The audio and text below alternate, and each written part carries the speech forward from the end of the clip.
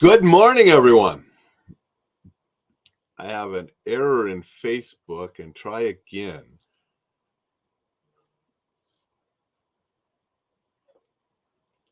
Good morning, everyone. I had an error thing, so I'm not sure, but I think I got everybody now. We're going to say good morning to everybody, drinking from a very special cup this morning. Some of you will recognize that picture. Those who don't recognize it, I can turn it around and you can see where it's from. It's from Les Mis, the musical, right? Hope you're enjoying your favorite beverage. Going to talk a little bit about conflict and conflict communication and stuff today. An extremely important topic, and we'll explain why here pretty soon. First though, I do want to talk about this coffee cup and why it's a very important one in our collection. Now, I read Les Mis years and years ago. I've read it multiple times. The first time I read it, it was the unabridged version, and I've read the abridged versions, the next times. And the reason I do that is, it's a huge book if you haven't read it. It's a great book, a fantastic book, one of my favorite novels. But in the unabridged version, Victor Hugo includes a lot of French history and political things that were going on at the time, and which was interesting enough to read the first time. But when I read it again, I didn't want to read that stuff. I just wanted to focus on the story and the characters. And if you read the abridged version, that's what it focuses on. And it cuts out a lot of the historical things, political things that were going on. And so that is a great novel. So in 1996, I was living in South Korea, studying Hapkido, teaching English as a way to pay the bills. And the North American tour, or North American, I'm in North America now. That's my other cup. The Pacific Rim tour, Japan, Korea, and some other Asian countries of Les Mis was on tour with Stig Rawson, who is absolutely fantastic. Google him on YouTube, Stig Rawson, fantastic singer. I mean, he did the Jean Valjean, like over 500 performances in Copenhagen over in Europe before he went on this tour in the Pacific Rim countries. So he was the lead as Jean Valjean. My wife, who I was seeing at the time, we went and saw the musical in Seoul. Fantastic. I've seen it a number of times since, but this cup was from 1996, the first time that we saw, that musical. Now, why is that cup so important? Not just because of the musical. Fast forward a little bit to 2004. Maybe 2003. It might have been before Christmas. It might have been right after Christmas. But our daughter was born in March 2004.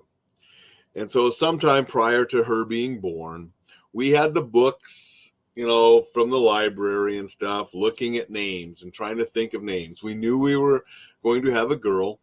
And so we're looking at girl names. What do we want to do? And we're going through these books. And what do you think? That's a maybe. Oh, no, I don't like that. And it's just, the process. If you have kids, you've been there and done that. While we're sitting on the couch looking at these baby book names and going over these names, I glanced over at the bookshelf, one of the 3 bookshelves that's in the living room that's near the couch. And this cup was sitting on the shelf, okay, with a couple other coffee cups, in front of the books. And I looked at my wife and said, "What about Cosette?" And she looked back and said, "Yeah." Boom, bing, return the books back to the library. We're done. We had the name. And so we gave our daughter the name Cosette, to give her the gift that I've had my entire life, and that's people mispronouncing your name. Some people see it and they get it, but she gets a lot of mispronunciations too, just like I do. And it's sort of funny that, I have a French name just because my parents liked it. My daughter's American, but she's half Korean, but she has a French name as well. But that's why this cup is a little important. You know, it helped us name Cosette. Fantastic novel, fantastic musical. If you haven't seen it, highly recommend it. And it's also a good book dealing with conflict. Now, I wanted to talk about conflict communication today because I want people to embrace conflict and not be afraid of it when it comes to communicating. You know, I don't want you to embrace physical conflict and want you to go out and fight with people, but I want you to embrace conflict and not be afraid of it, where you can deal with it effectively through communication. And that's some of the kind of classes that I teach. You know, I've been teaching classes for years and years on dealing with angry people and dealing with conflict through better communication, effective communication to resolve issues so things can be better. Now, this is only important when there is a relationship that you want to preserve. So it's important in your family, 100%. And it's important in your work environment. You got to preserve those relationships, or you're not going to have a pleasant work environment. Or any other organizations, churches, different things that you belong to, where relationships are important for the group as a whole.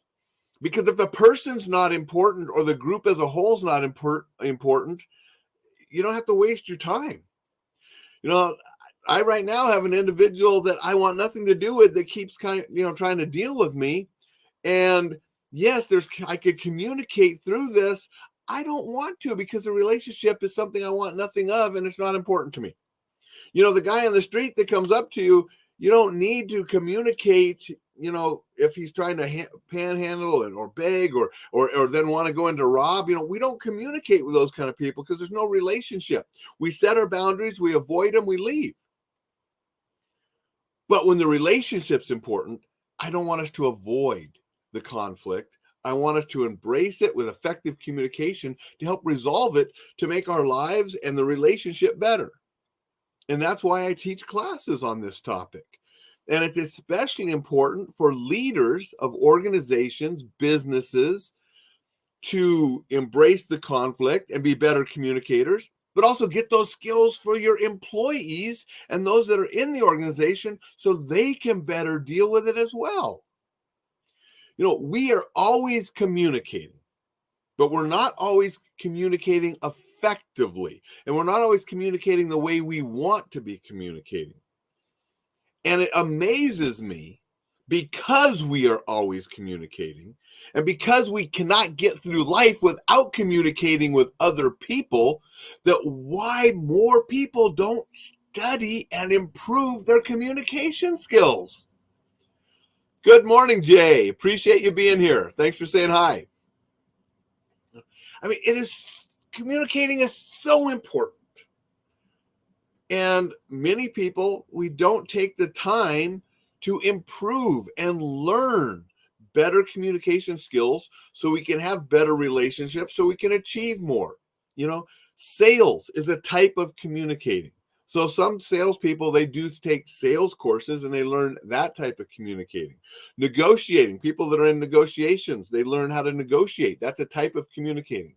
Well, every one of us negotiates something. We're always negotiating, whether it's what movie we want to go to, what restaurant we want to go to, purchasing something, so we're always negotiating, but many people don't want to learn better, effective ways to negotiate. And when I'm talking about effective ways to negotiate, I like looking at win-win models. I'm not looking at the ways that you can get over on other people when you're negotiating, because the best negotiations, we want everybody to be happy because it was the best solution to the negotiation, the best price where it's fair to both parties, the best compromise where it's fair to both parties. That's what we ideal and what we want. Can we achieve it 100% all the time? No, but we can do better than most people do. Jay says trying to do a return, and I know where Jay works, and I know that he deals with customers and people all the time. And Jay, you could probably agree with me. Communication skills are one of the most important things you have at the job. Dealing with other employees and dealing with customers. So if you work in life, unless you're a hermit up in the mountain, you need communication skills, and it just pays to be better at them. And Jay says 100%. Exactly. That's the most important thing we can work on, and people don't. And it's amazing when I go in and teach classes, some of the simple communicating things that, we discuss and practice and some role playing.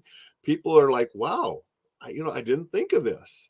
Because unless you learn it and practice it, sometimes it just doesn't come to us on our own. Okay. A couple keys that I want you to always remember.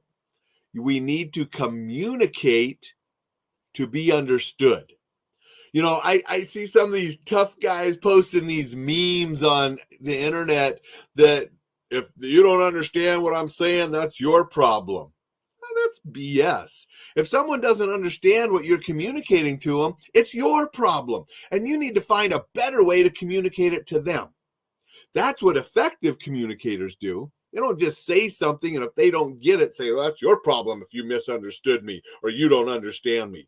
And so when I see these, some of these memes, I'm like, guy, you're not on track, man. It's your responsibility to communicate so others understand you. That's what effective communicators, that's what good communicators do. And then the flip side of that, we need to listen to understand.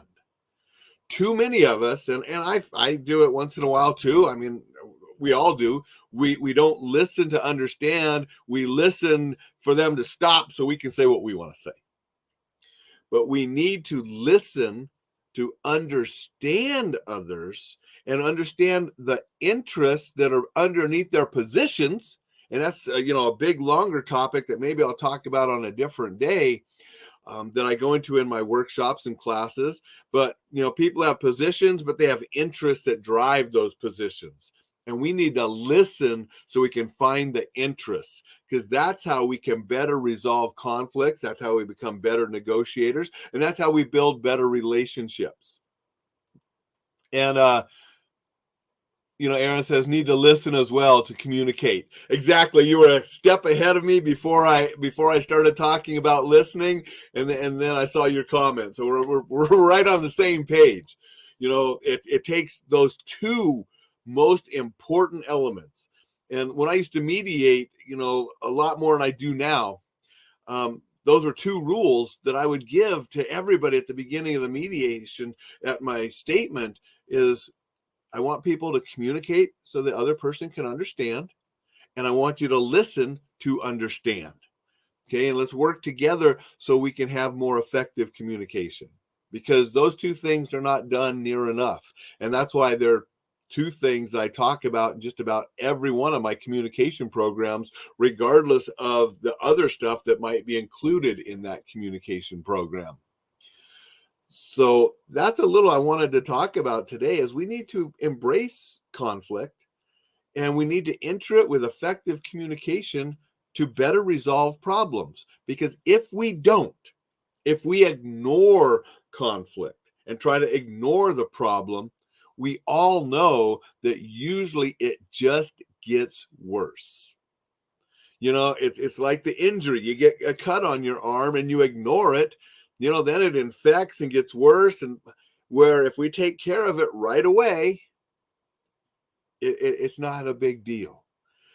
A lot of conflict, especially in relationships and in the workplace, if we would face it right away, communicate about it, effectively communicate it, and resolve, it wouldn't turn into the big bubbling, monstrous problem that some things turn into.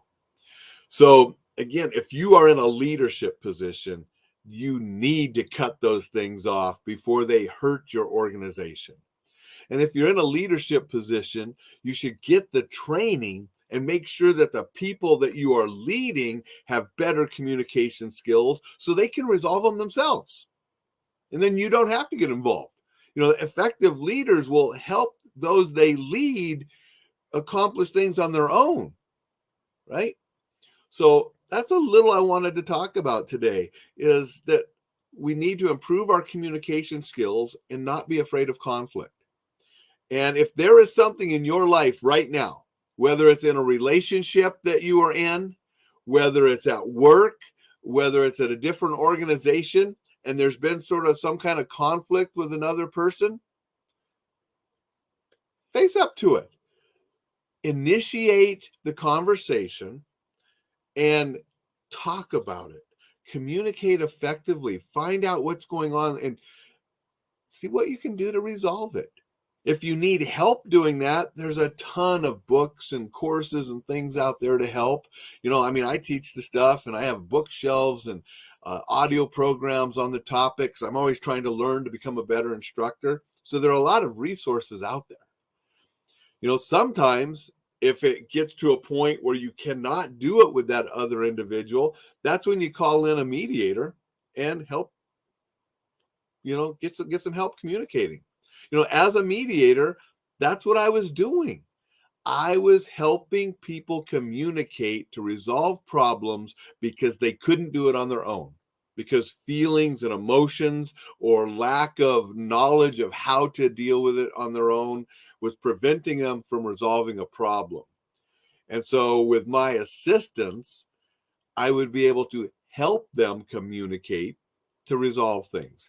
And if you have problems in your life that are at that level, it might be worth seeking out a neutral party that can serve as a mediator to help you and that other individual communicate and resolve your problems and get those problems behind you so you can drive forward and enjoy life without that hovering above you.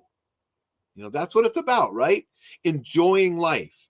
And conflict is not fun, but we need to embrace it to resolve it so we can get on and be more productive and leave that behind so we can enjoy everything else. Because I know a lot of people, they go to work, they go to places, and they're just, because that conflict is hovering over them and they're afraid to even see that other person. Or you don't want to live like that. Embrace that conflict, go resolve it. If you need help, get some help. But get it behind you so it's not over your head, so you can drive on and enjoy life. I'm going to say goodbye now because I got a lot to do. I got meetings downtown, some different people to meet, discussing their safety and security, discussing the implementation of Reflex Protect into their organization. So I need to go have those meetings, but I hope you have a fantastic day, and we will see you tomorrow. And if you've never read Les Mis, I highly recommend it. If you've never seen the musical, I highly recommend it as well. And Aaron, thank you very much. I appreciate the feedback, and I'm glad you enjoyed today's show, and I really like your comments. So thank you much. Take care, everybody. Stay safe, and we'll see you tomorrow.